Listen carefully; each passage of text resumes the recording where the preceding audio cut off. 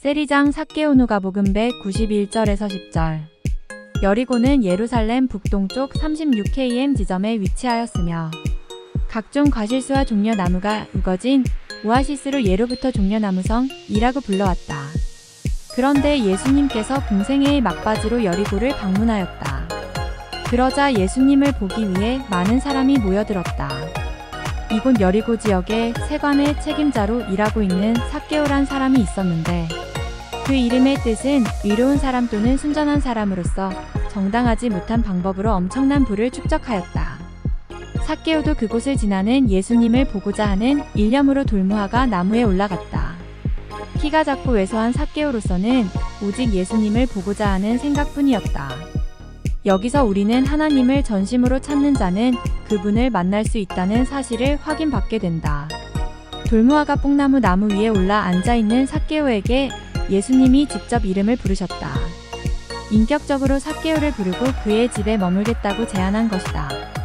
급히 내려와 즐거워하며 영접하는 6절. 예수님의 인격적 부르심과 삭개오의 전격적인 영접은 구원의 눈부신 접촉점이 되고 있다. 이같이 누구에게든 향하고 있는 예수님의 초청을 기쁜 마음으로 순종하고 영접하는 사람에게 구원의 문은 활짝 열리게 된다. 여기서 예수님의 부르심은 삭개오에게 있어서 어둠 속에 비추어지는 빛이었음에 분명하다. 왜냐하면 주변으로부터 인정받지 못하는 자신을 명성 높으신 예수님께서 초청했다는 것은 감격스러운 일이었고 모든 사람이 자신을 죄인이라고 배척하는지요. 같은 상황으로부터 구원해주는 생생한 용서의 선언으로 이해됐을 것이기 때문이다. 이는 삭개오와 같은 버림받은 자들을 찾아가는 것이 곧 하나님의 뜻이자 예수님의 지상사역의 목적임을 강조해주고 있다.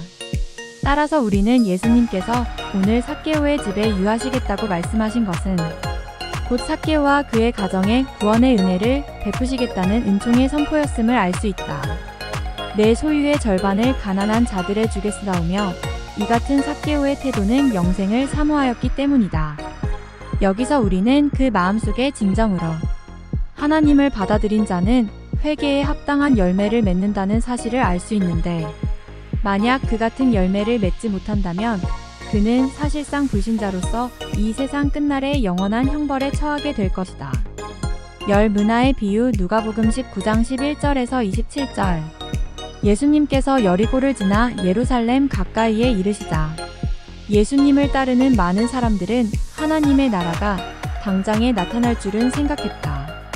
예수님은 하나님 나라가 이루어지려면 귀인이 왕위를 받아가지고 돌아와야 한다며 그들의 그러한 기대가 잘못되었음을 깨우쳐 주셨다.